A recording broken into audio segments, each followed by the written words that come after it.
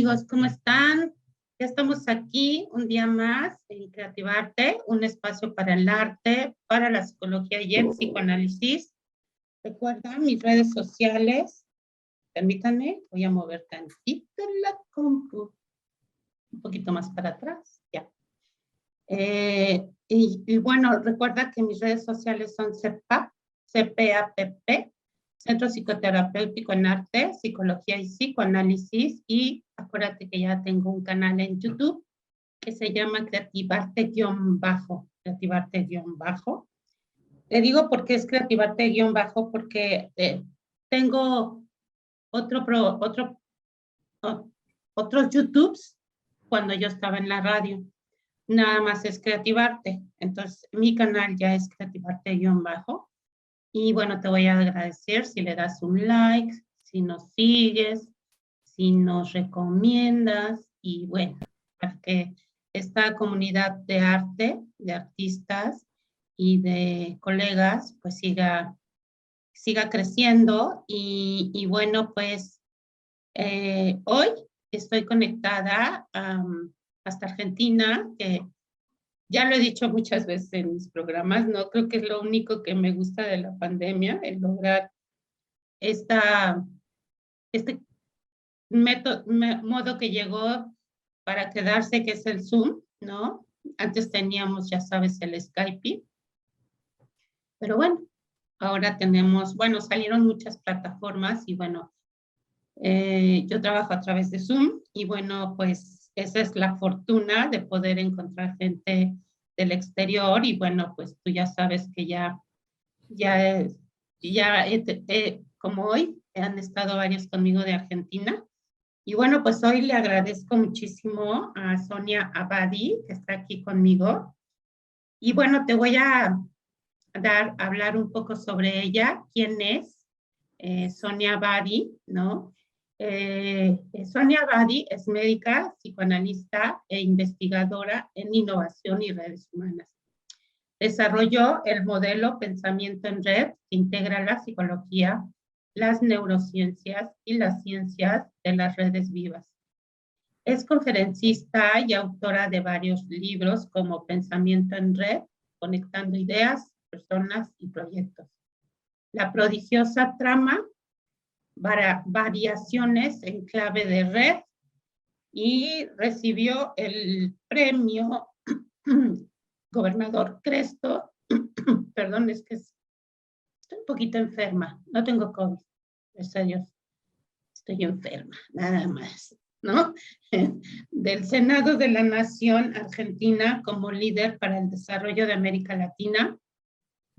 Y precisamente hoy vamos a hablar de su último libro, como lo acabo de mencionar, La prodigiosa trama, variaciones en clave de red. Y bueno, pues muchísimas gracias, Sonia, ¿cómo estás? Bienvenida, México, Bien. Argentina. Bien, gracias, Odette. Un placer estar ahí, estar compartiendo con ustedes estas experiencias desde la Argentina, este salto hacia México. Me alegro mucho de estar. Y qué maravilla, ¿verdad? Sí. Así es.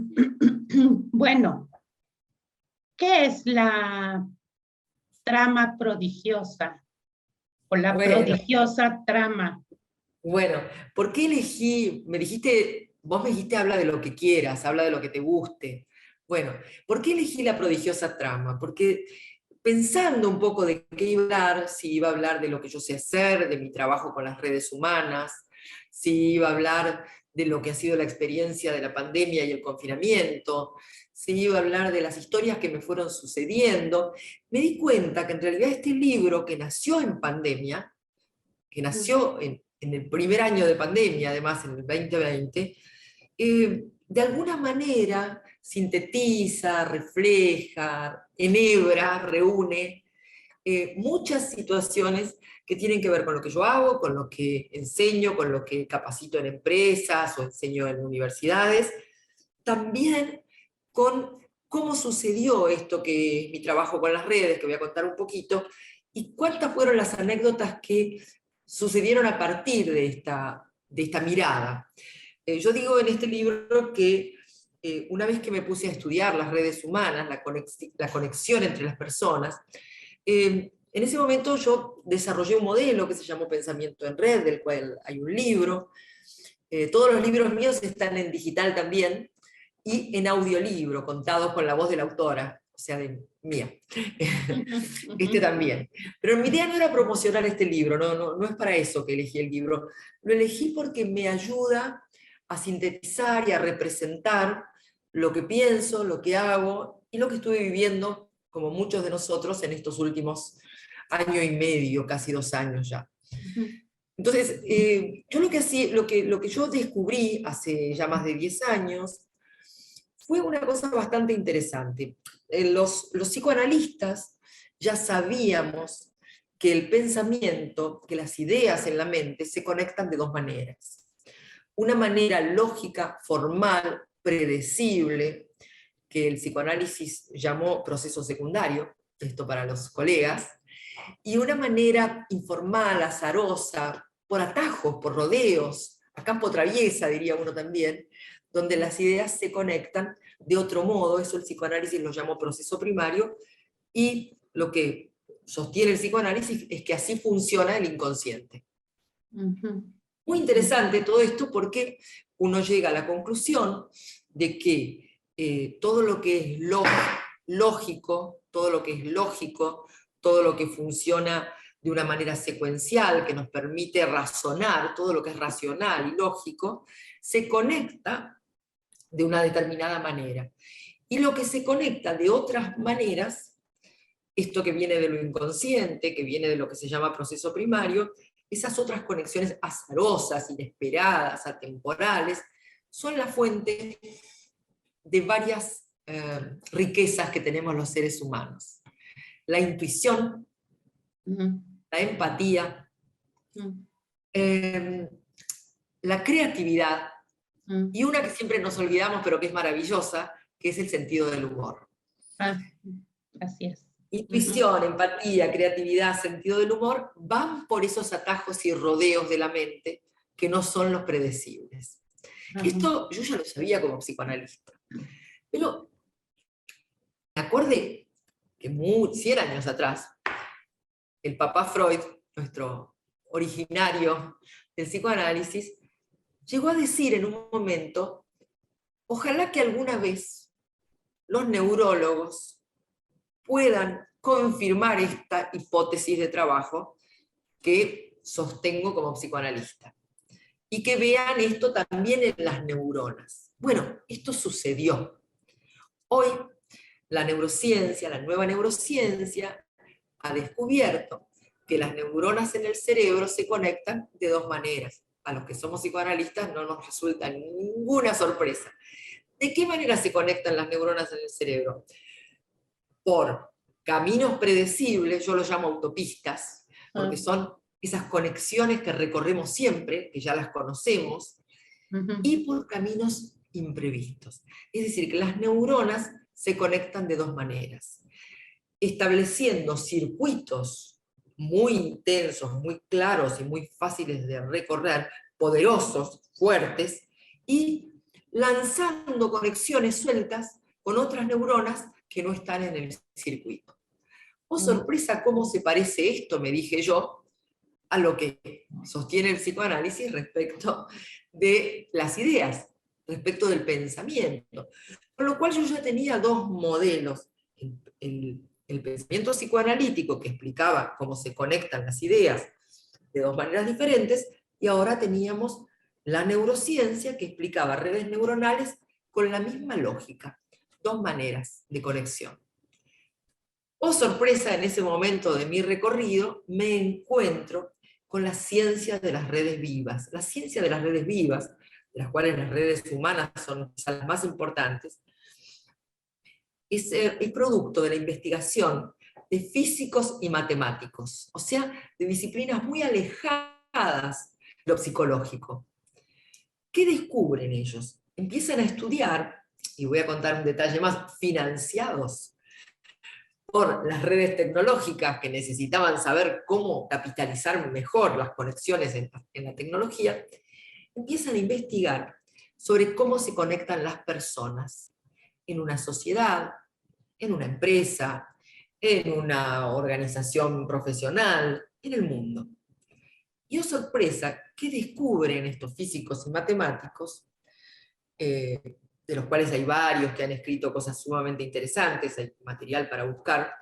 Descubren que las personas nos relacionamos de dos maneras: por conexiones, eh, diríamos, previsibles, por nuestro denominador común. Supongamos que somos todos médicos, bueno, por ejemplo, allí el lazo formal, predecible, la autopista, sería la profesión. Entonces, si somos un grupo de médicos en la asociación médica, los lazos predecibles, los lazos formales, nos van a conectar por ese denominador común que es nuestra profesión. Pero ¿qué pasa en esa asociación médica si hay algunos de los médicos que son deportistas? Otros que tocan un instrumento musical o cantan, o son bailarines como yo que bailo. O hablan más de 3 idiomas, o son entusiastas de los viajes. Se empieza a tejer una trama intermedia en ese grupo humano que enriquece a la pura trama que era somos todos médicos. Empezamos a tener afinidades imprevistas, azarosas, que no tienen nada que ver con la profesión que nos convoca, pero que empiezan a tejer una trama, justamente una red humana de personas que tiene otro colorido, que tiene otro dinamismo, y muchísimas otras cosas que no estaban previstas en el solo hecho de ser profesionales de una determinada profesión, médicos, abogados o lo que fuera. Entonces, ¿qué pasa? ¿Qué es lo que descubrieron? Porque acá ya lo sabemos, ok, tenemos dos tipos de conexiones. Ya ahora tenemos las 3 disciplinas: el psicoanálisis, la neurociencia y la ciencia de las redes vivas. Con esas 3 disciplinas yo puedo armar un modelo, que de hecho es el modelo que armé, que lo llamé pensamiento en red. Pero todavía me falta lo más importante, que es cuál es la dinámica de esas redes. O sea, ¿para qué me sirve a mí tener redes formales y redes informales? ¿Para qué me sirve que mi cerebro tenga conexiones previsibles y conexiones azarosas? O mi mente. Me sirve porque todas las redes expanden exclusivamente por los lazos azarosos e informales. Si yo quiero que mi red personal, social, humana, profesional, crezca, le tengo que prestar mucha atención y activar las redes informales. En el libro yo cuento un ejemplo muy lindo, que suena así. Imaginemos que somos 5 parejas, matrimonios, parejas, que cada tanto, una vez por mes, nos reunimos a cenar en la casa de alguno de nosotros. Entonces, bueno, nos juntamos, nos conocemos hace años, más o menos cada uno hace las mismas bromas, conocemos a qué se dedica cada uno, ya hemos conversado un montón, nos sentimos sumamente cómodos. Y es muy parecidos, porque con el tiempo uno ya se conoce demasiado. Pero supongamos que hoy por la tarde, día jueves, hoy, me llama uno de mis amigos y me dice: mira, Sonia, mañana por la noche tenemos la comida en tu casa, pero resulta que llegó mi hermano, que vive en Holanda, y es ingeniero hidráulico. Y entonces está solo, yo no lo puedo dejar en mi casa. ¿A ti te molestaría mucho que lo lleve a la comida en tu casa? Digo, no, por supuesto, no hay ningún problema, somos 10, con un plato más seremos 11. Me parece perfecto. Y será un placer, por supuesto, le digo, conocerlo. No sabía si era una persona interesante o no. Esa noche, por el solo hecho de que apareció alguien fuera de lo esperable, se conversó de otros temas. Se habló de amigos en común, porque se había ido hace 10 años, del país, nos enteramos de cosas de nuestros amigos de siempre, que al conversar con él contaron cosas que nosotros no sabíamos. Y Interesante. volvimos a casa, cada uno conversando con su pareja, diciendo, ¿te das cuenta? Mira vos qué interesante lo que contó este hombre, de cómo construyeron esos diques en Holanda, yo no sabía nada. Cambió la dinámica desde el punto de vista de los vínculos y cambió la dinámica desde el punto de vista de las ideas. Se Claro. generaron nuevas conexiones. Esa La es una de las creatividad, anécdotas. el pensamiento creativo. Claro, claro, el pensamiento creativo, Ujú, exactamente. Esa es ujú. una de las historias que yo cuento al principio, cuando explico esto que te estoy contando, que es cómo funcionan las redes. Ahí tienen dos, como, no sé si decirlo, teoremas o leyes. Las redes tienen dos leyes, que dicen lo siguiente: imaginémonos que somos un grupo humano que estamos todos conectados por la profesión, psicólogos, por ejemplo. Bueno, las dos leyes dicen esto. Fíjate qué interesante. La primera dice, cada vez que a una red formal le agregamos una conexión, perdón, imprevista, aumenta la conectividad de toda la red. Esto es lo que acaba de pasar con el señor ingeniero que ha venido a mi casa. Por una sola persona que entró, aumentó, imprevista, aumentó la conectividad de toda la red. ¿Cuál conectividad? Los vínculos. ¿Y cuál conectividad? Las ideas. Operó en los dos niveles, en el nivel vínculo y en el nivel ideas. Pero además, la segunda ley dice que hay algunas personas que por sus características personales o por su actividad tienden a tener más conexiones que los demás. Se los llama grandes conectores o se los llama hubs, HVS, como son los aeropuertos donde se cruzan muchos caminos de líneas aéreas para distintos países, como Dallas en los Estados Unidos, por ejemplo. Hay personas que son hubs, o sea que tienen gran cantidad de conexiones humanas. Los hubs acortan la distancia entre todos los otros nodos. Y en este momento preciso, nuestra Odette está operando como un hub, porque ha hecho que personas que no estamos conectados entre nosotros estemos conectados. Vos lograste, por tu convocatoria, en este rol de hub que estás por tu programa, que nos encontremos aquí personas que no nos conocíamos.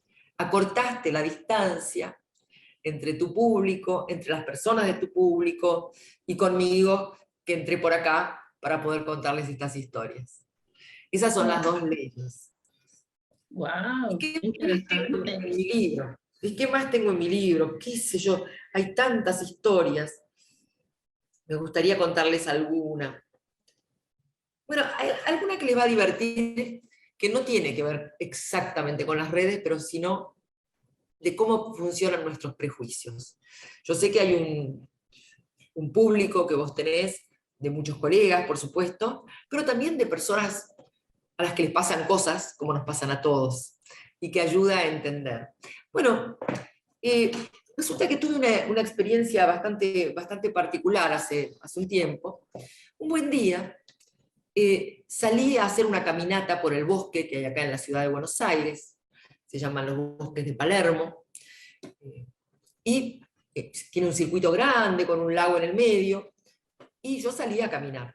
Un sábado a la mañana salí a caminar sola, y de repente me encuentro con que en un rincón del parque había una gran tarima, un escenario, se escuchaba música fuerte de reggaetón, y un profesor que daba clase pública, gratuita, en la calle, digamos, en el parque, de reggaetón.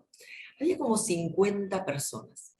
Todas esas personas se movían al ritmo de la música, todos, gorditos, flaquitos, jóvenes, mayores, todo tipo de gente. Incluso había una señora, me llamó la atención, que era evidente por el modo en que estaba su ropita y todo, que debía vivir en la calle o en el parque. Pero se ve que la inspiró la música y se metió a hacer la clase también. Bueno, estaban todos ahí, yo miraba, ¿no? A mí me gusta mucho bailar, pero claro, yo veía que esto era como muy gracioso, divertido, pero yo soy una profesional, soy una psicoanalista seria, ¿cómo me voy a meter ahí a bailar reggaetón públicamente en un parque, ¿no? Bueno, en un momento no me pude resistir. No me pude resistir, empecé primero a mover los pies un poquito y demás, y dije, bueno, si nadie se va a dar cuenta, total no me conoce nadie acá adentro. Y me metí en un rinconcito para que no me vean mucho, y me puse a bailar el reggaetón. Y de golpe miro de reojo, veo apoyado contra un árbol, con los brazos cruzados así, un colega de la Asociación Psicoanalítica que me miraba desaprobándome, mal, desaprobándome. Digo, qué papelón, qué vergüenza, qué pena pasar por esto, ¿cómo voy a hacer ahora? Entonces dije, bueno, me voy a escapar por un costadito, que no me vea. Digo, no, se va a dar cuenta que me estoy escapando y me da todavía más pena, más vergüenza que el hombre se dé cuenta que yo me escapé. Digo, no, no puedo hacer esto. Bueno, ya sé, voy a hacerme la distraída, me voy a meter entre una gordita y un señor alto y seguir bailando como si nada para que el hombre no me vea. Y ahí estoy nerviosísima, transpiraba, una angustia terrible, porque ya no estaba cómoda, ya estaba muy pendiente de la mirada, de alguna manera juzgadora, ¿no? De este colega que estaría pensando, esta mujer no es una persona seria, ¿cómo va a estar acá bailando reggaetón en un parque? Y de repente me viene a la memoria, así como una imagen visual, como una alucinación. Este hombre era un hombre de mi edad. Un email que había recibido un año atrás de la Asociación Psicoanalítica Argentina. Estimada colega, lamentamos informarle que el doctor tal ha fallecido de un infarto cardíaco. No era él. Ah, no era él. Era uno que se parecía. El pobre hombre no solo no me podía juzgar, sino que no podía bailar, no podía mirar, no podía nada porque estaba muerto. O sea, yo me dejé perseguir por un fantasma, por mis propios miedos y prejuicios. Claro. Ajá. Me sentí juzgada por una persona que, pobrecito, no solamente no me iba a criticar, sino que nunca hubiera podido ni bailar ni nada, porque había fallecido. Ajá. ¿Cómo nos dejamos atrapar por nuestros propios prejuicios? ¿Cómo nos dejamos limitar, paralizar muchas veces por nuestros propios prejuicios? Después, bueno, algunas cosas que escribí, algunos capítulos del libro que son historias, hablan de lo que vivimos en la pandemia y el confinamiento. Mi primer artículo sobre la pandemia y el confinamiento lo llamé Entre el drama de la pandemia y el folclore del confinamiento. Porque era tan insólito las cosas que hacíamos los seres humanos. Estaba el drama, estaba el miedo a enfermar, estaba el miedo a morir, se moría gente, pero cositas lindas y feas, inteligentes, creativas, algunas absurdas que íbamos haciendo, era sorprendente. ¿Cómo hacía la gente para encontrarse igual? ¿Cómo buscaban la manera de comunicarse? No sé allá cómo sucedió, pero acá veíamos, por ejemplo, nietitos que iban a visitar a sus abuelos y se ponían bajo la ventana porque no podían entrar a la casa y les cantaban bajo la ventana para que los abuelos los vieran y los saludaban de lejos. Una parejita que eran muy, muy nuevos como parejita y no se podían encontrar. Entonces cada uno se iba a dormir con el teléfono celular en la mano y conversaban hasta que cada uno se quedaba dormido. Y hacían la ilusión de que estaban durmiendo juntos. La mamá de un paciente mío, una señora de 94 años, cuando él le dijo, mira mamá, no te puedo ir a ver porque es peligroso para ti, es peligroso para vos, te voy a enseñar para que las personas que te cuidan hagan en un Zoom, armen la pantalla, todo, y así podemos conversar. Y la mamá le dijo, es como la televisión. Sí, le explicó él a la señora, que tenía 94, le costaba un poquitito, nos costó a todos, imagínate, Y entonces ella era una señora sencillita, arregladita de entre casa. Bueno, cuando encontró a la mamá en ese Zoom, se había puesto aros, collares, se había peinado, se había maquillado. Parecía la señora Mirta Legrand cuando sale por la televisión. Era realmente una artista. Todo lo que ella había hecho porque se iba a encontrar con el hijo y quería estar bonita. Así todos los días nos pasaban cosas y todos los días me llegaban pequeñas historias de las cosas que hacía la gente. Ah, yo hice un curso de comedia, de stand-up, online, me divertí mucho. ¿Tú, Sonia? Sí, yo misma. Ah, ¿Cómo no lo iba o a hacer? sea, ¿Por qué no? perdón, ¿eh? O sea, esta mujer que se escondió y tuvo así como un tipo de alucinación porque qué miedo que me vean.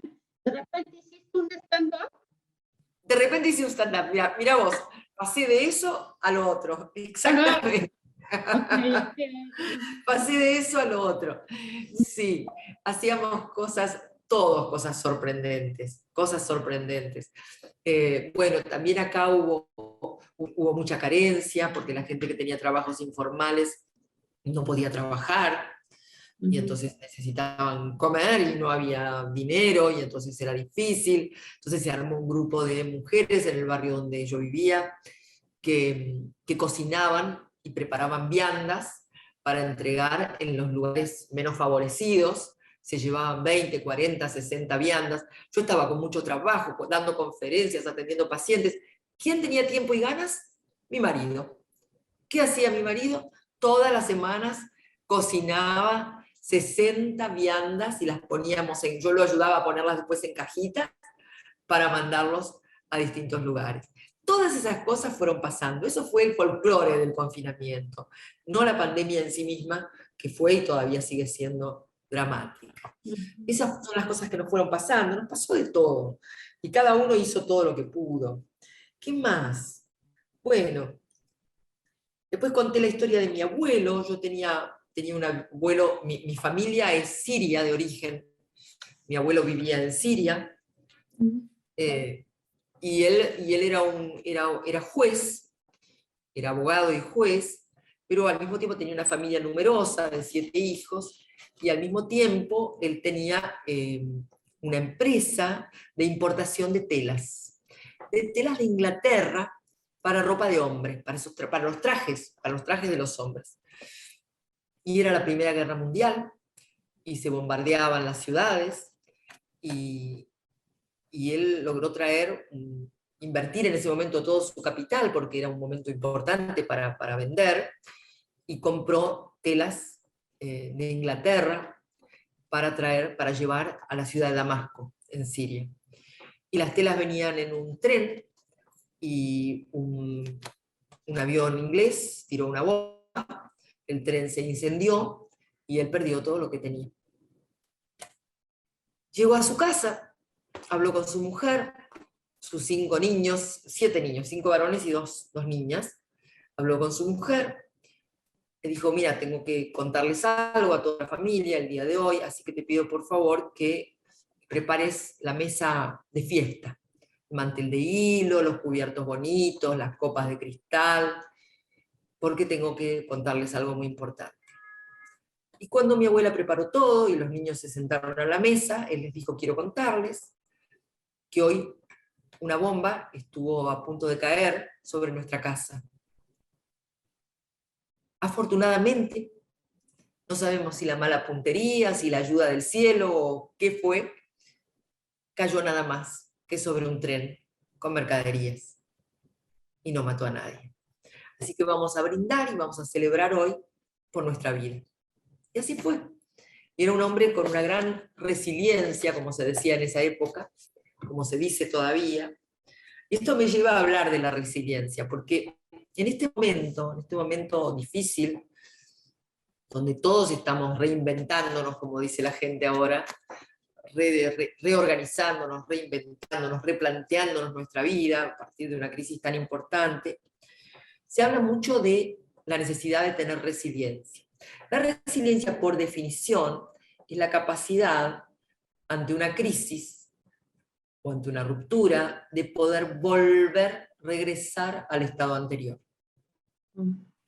Y la verdad que hoy en día el concepto de regresar al estado anterior nos queda chico, porque es un concepto lineal. Es como si fuéramos por la autopista, llegué a tal punto, se me complicó, no me anduvo el carro, que yo tengo que volver a intentar donde estaba antes. Ese concepto de resiliencia en un mundo en red, en un mundo ampliado, hiperconectado, está bueno, pero no alcanza. Hoy se usa otro concepto muy fuerte, que está en este momento del que se habla en muchos lados, que es el concepto de antifragilidad. La antifragilidad no es resiliencia, sino que es la capacidad de adaptarse activamente ante una crisis, que no es una adaptación hoy y para siempre, sino que es una adaptación permanente. Esa adaptación activa tiene que ver con saber moverse en escenarios inciertos. La resiliencia da por sentado que el escenario es sólido, entonces trata de volver a donde estaba. La antifragilidad entiende que el escenario es incierto y por lo tanto necesita un tipo de adaptación muy activa, muy rodante, muy en red. Es una adaptación en red. Eso es lo que pasa con la antifragilidad, que es un concepto súper interesante. Te recomiendo que lo busques en la web. El autor de este concepto ya hace unos pocos años, pero ya no tanto, ya pasaron varios años, es otro árabe que se llama Nassim Taleb, es un economista, y tiene su libro que se llama Antifrágil. Pero hay muchísimas comentarios sobre ese libro, reseñas en las redes, que vale la pena buscar. Lo digo también para los oyentes de este plan.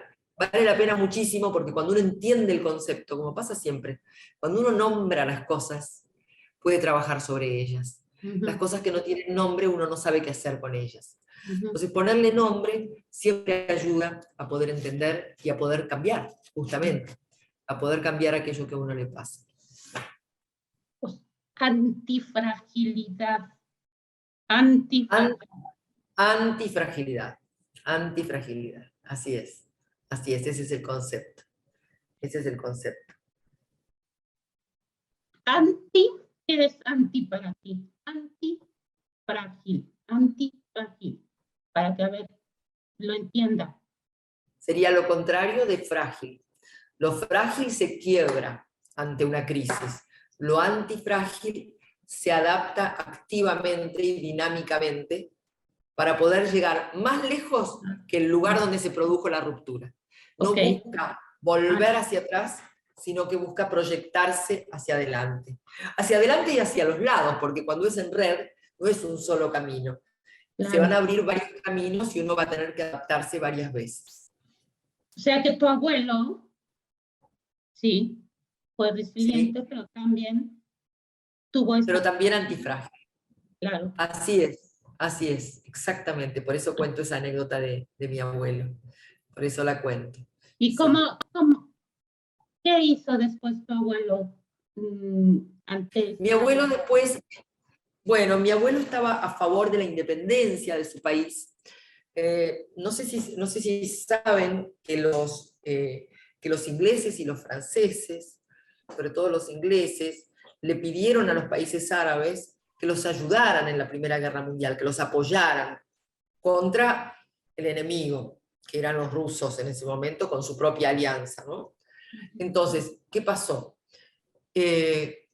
Los árabes aceptaron, porque a cambio de eso les prometieron que iban a tener la independencia.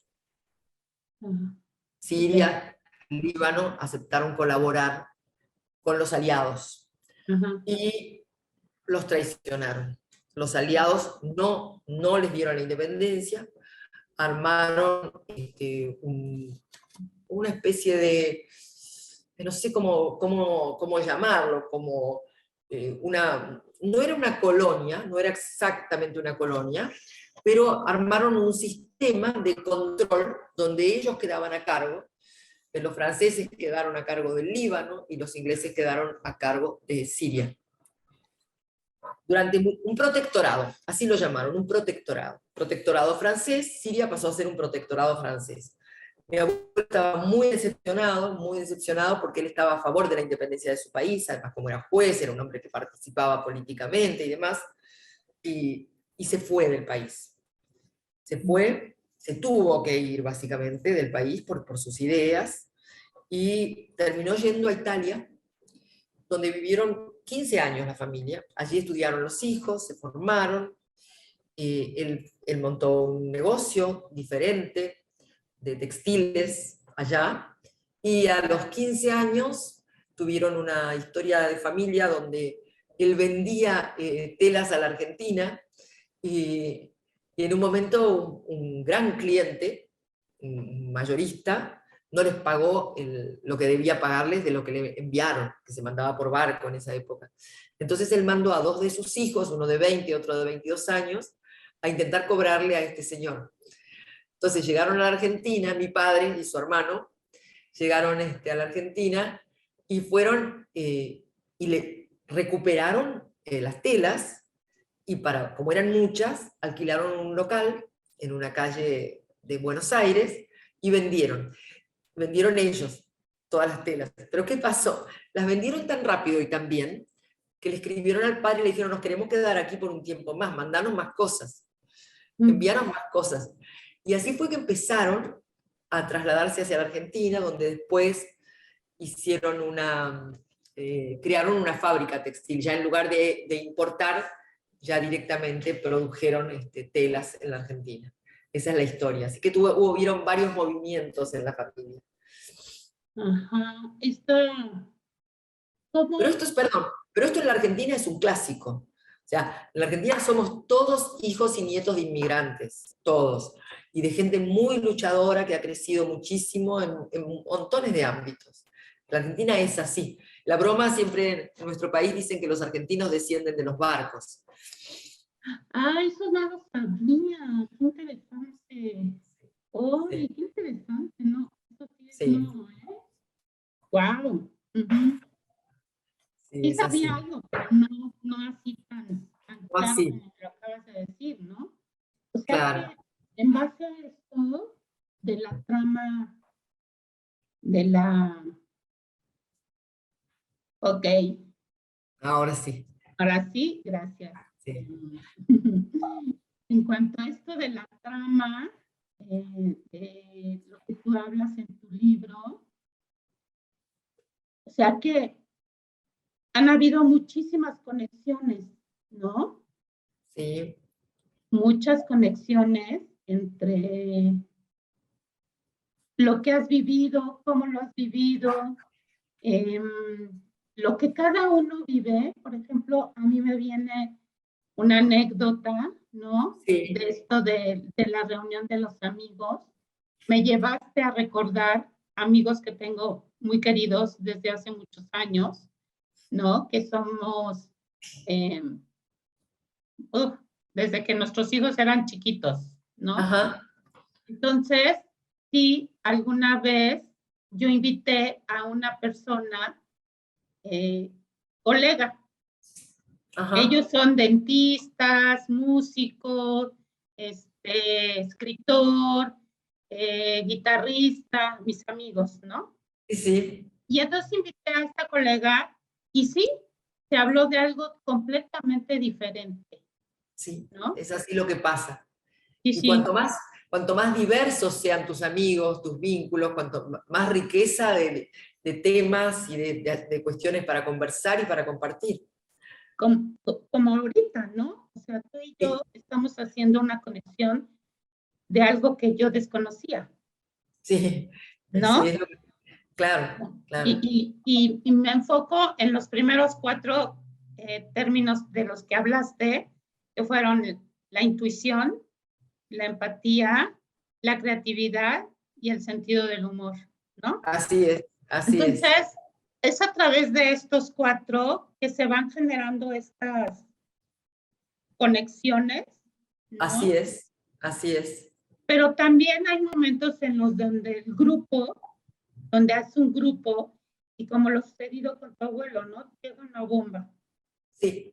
Llega alguien del exterior que invitas a tu reunión y es una Ajá. bomba. Y es una bomba, tal cual, tal cual.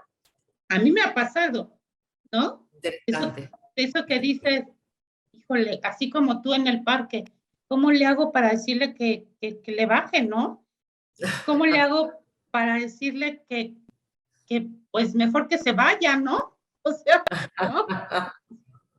Todas estas Sí, situaciones y que empieza a alterar al grupo. claro, claro. Yo los llamo depredadores de la red. Los llamo los depredadores de la red. Son los que rompen la red. Por actitudes agresivas, prejuiciosas. El prejuicio rompe la red.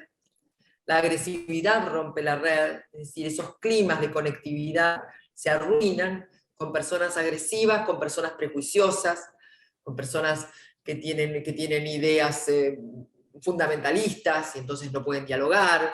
Todo ese tipo de personas destruyen las redes. No siempre, ojo, no siempre son destructores.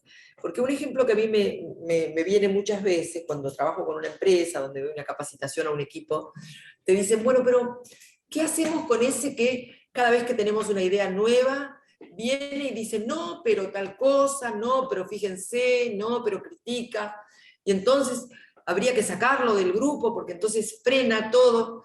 Y yo les digo al contrario, les digo, no, piensen primero si es una persona destructiva o si es una persona que es más, digamos, cuidadosa, que es más estricta, porque a veces cuando uno se pone a volar con la imaginación y con la creatividad, a uno le viene muy bien que alguien lo baje a la tierra y le muestre las dificultades, le diga, por este lado te puedes encontrar con tal cosa. No es que quiere destruir, sino que está poniendo algunos límites que ayudan a ordenar y a organizar el trabajo.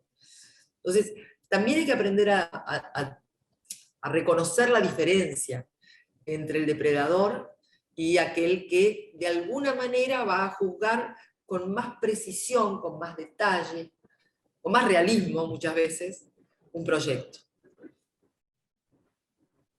Híjole, pero para eso necesitas tener como mucho aplomo, ¿no? Como tú, ¿no? O sea, dentro de tu trabajo analítico en la empresa, poniéndolo en la empresa, Sí, pues ayudas a la organización, ¿no? claro. Claro. Uh-huh, uh-huh. De cómo poder ayudar a que esta persona se la entienda porque es depredadora, Claro, claro, ¿no? Y claro. entonces las conexiones, la red se está yendo un poco allá contigo, no sé si te das. Poquito. Ok, ¿ya? Ahora sí, sí, Ok. ya. Ay, Bien, muchas gracias, Sonia. bien. No, por favor. No, el tema es el siguiente, mira, trabajar en red significa colaborar, aportar al otro, significa reconocer lo que el otro puede y sabe. Trabajar en red implica una enorme necesidad de confiar, de confianza en los otros. El trabajo colaborativo no es lo mismo que el trabajo individual. Hoy en día el trabajo individual casi en ningún lugar alcanza. Todos necesitamos en este mundo que se ha vuelto tan complejo el trabajo colaborativo. Una vez me pasó en una charla que di para un grupo de políticos, imagínate, funcionarios, en realidad no políticos, funcionarios del gobierno. Y en un momento yo tuve que hablar de la confianza. Tuve que hablar de la confianza, de cómo para poder trabajar en red es absolutamente necesario colaborar, cooperar y confiar en los otros. Y el señor levantó la mano y me dijo, muy molesto, un funcionario levantó la mano y me dijo, mire doctora, lo que quiero decirle es que confiar es muy peligroso. Entonces yo le dije, usted tiene razón, confiar es peligroso, pero lo que le quiero decir es que desconfiar es mucho más peligroso. Porque cuando no hay confianza, funciona el sistema destructor. O sea, se rompen los vínculos, se rompe la red, se rompe la colaboración y todo el mundo se mira por arriba del hombro a ver qué va a hacerle el otro de daño. Entonces, la verdad que desconfiar sigue siendo más peligrosa que confiar. No digo que confiar no sea peligroso, porque todo lo que hacemos en la vida tiene su riesgo. Claro, claro. Creo que en este momento de la vida, todo esto que tú dices ayuda, ¿no? Como a reconocer que no es fácil, ¿no?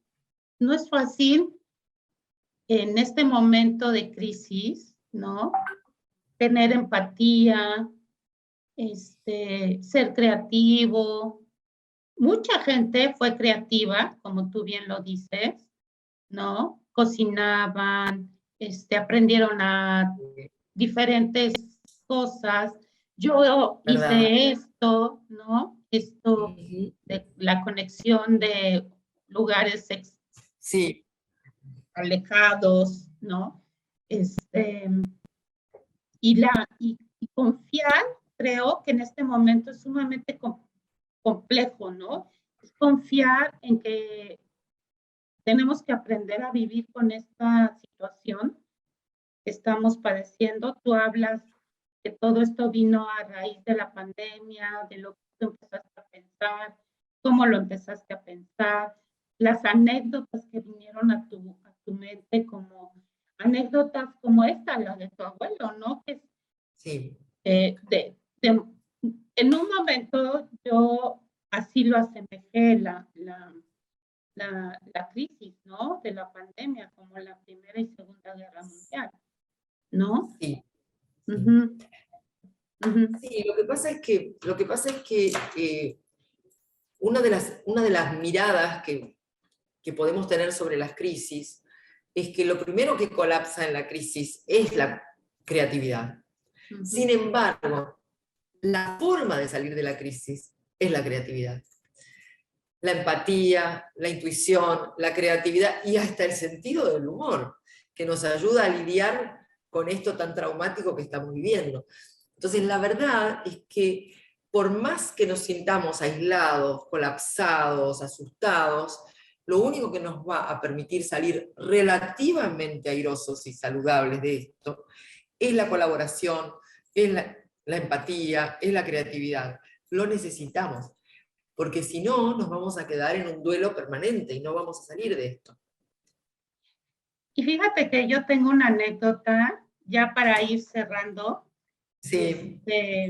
muy, muy personal, pero bueno, ahorita me viene a la mente. Yo he contado personal mía, mira, Sí, si yo he sí, ya, contado lo que lo podés hacer vos también. una más de mi lado no viene, nos viene como a generar mayor la red, ¿no? Sí. ¿No? Fíjate que tengo una nuera, ¿no? Que no vive con nosotros, ella vive en Ajá. Veracruz. Veracruz es un estado de la República Mexicana con playa, ¿no? Y yo vivo en la Ciudad de México. Pues por las Uh-huh. situaciones de la pandemia, pues no pueden vivir juntos porque se quedaron sin trabajo, mi Claro. hijo, ella, y tengo una nieta de 2 años, ¿no? Y vive en Veracruz. Ajá. Entonces, conocerse, hablando de estas redes, entre ella y yo, pues ha sido complejo, ¿no? Porque Claro. ella es como muy rígida, muy estructurada, pensamientos muy estructurados, ¿no? Para no darle Claro, muy otro lineal. nombre diagnóstico, ¿no? Sí, sí. Y Sí. yo soy muy creativa, muy de sentido del humor, me gusta la empatía, ¿no? Y entonces ella como que eso se pelea con esta parte, ¿no? Claro. Entonces, hubo una ocasión durante esta pandemia que mi hijo me dijo, por su propia personalidad es muy reservada, no puede establecer muy buenas relaciones interpersonales, le cuesta mucho trabajo, ¿no? Poco a poco ha ido generando relaciones interpersonales con los otros, porque mi hijo también es muy amiguero, le gusta mucho salir, ¿no? Y bueno, en una ocasión mi hijo me dijo, es que ella dice que te gusta mucho llamar la atención, ¿no? Y le digo, ¿cómo, a qué te refieres? ¿No? Pues dice que ahora que fue la fiesta de Mía, que se llama mi nieta, de cuando Ajá. cumplió 2 años, pues tú estás amigable y que, ¿no? Y entonces hace unos días estuvo aquí en la ciudad y pues sí es tensa la relación, ¿no? Porque fue el bautizo apenas de mi nieta, por la misma pandemia y todo, ¿no? Entonces ella se pone por lo mismo que es muy estructurada, muy, ¿no? Entonces es perfeccionista y entonces empezó a acelerar, ¿no? Y fue una comida que tuvimos en un restaurante muy, muy famoso aquí en la Ciudad de México, muy bonito, Ajá. todo. Y pues yo me puse a platicar y yo no conocía a su familia, me presenté, ¿no? Oye, mucho gusto, yo soy la mamá de Santi, ¿no? Y todo, ¿no? Entonces, hace unos días, antes de que se fuera a Veracruz, mi hijo me dice, ay, ¿saben qué? Ustedes ya hablen, ya, ya, de plano, ¿no? Entonces yo le dije, oye, fíjate que, porque me dijo, es que tú esto y el otro y aquello, ¿no? Y le digo, oye, por cierto, mi hijo dice que yo soy demasiado escandalosa para ti, ¿no? Y le digo, es que así soy. O sea, me dice, sí, eres muy sociable. Digo, ay, le cayó el 20. O sea, porque me vio en su círculo que Claro, yo me presenté, ¿no? claro, claro. Entonces dije, qué bueno esto que dices, es muy importante hablar, la palabra es muy importante, Sí. ¿no? No quedarte con eso de, otra vez, qué conflicto, ¿no? O sea, no puedo Básicamente decir, son dos personalidades muy diferentes y la verdad es que si cada una acepta que la otra es diferente y no trata de llevarla a su terreno, mucho más rápidamente se genera una armonía y una aceptación, ¿no? exacto, Porque ni vos vas a cambiar para que ella esté más contenta, ni ella va a cambiar para vos.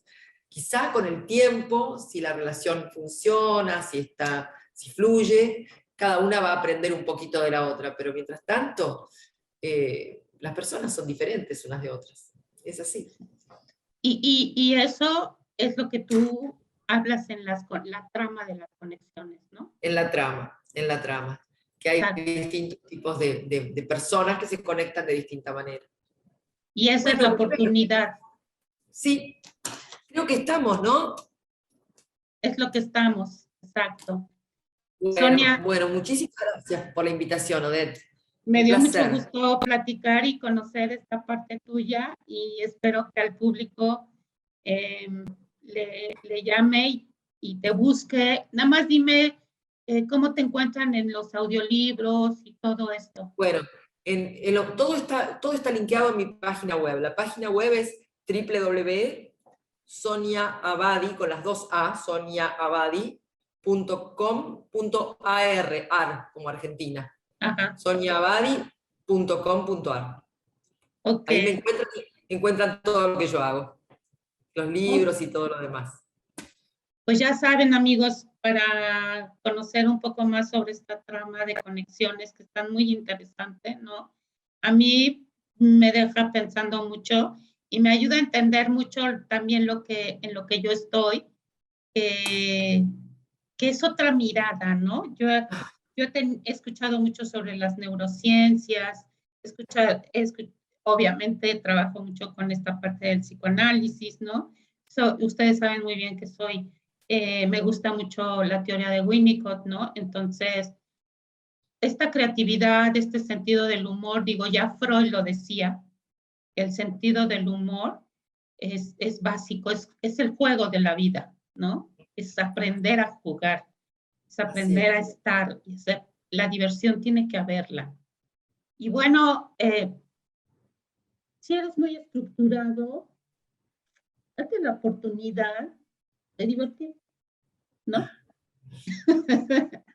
Crear nuevas conexiones, como diría Sonia Abadi. Pues muchísimas gracias, Sonia. Un beso Gracias a hasta vos. Argentina, Un beso a ¿no? todos. Mucho gusto por conocerte, Sonia. Igualmente, que estés muy bien. Bye, bye, público. Bye, bye. Sonia, Odette, bye.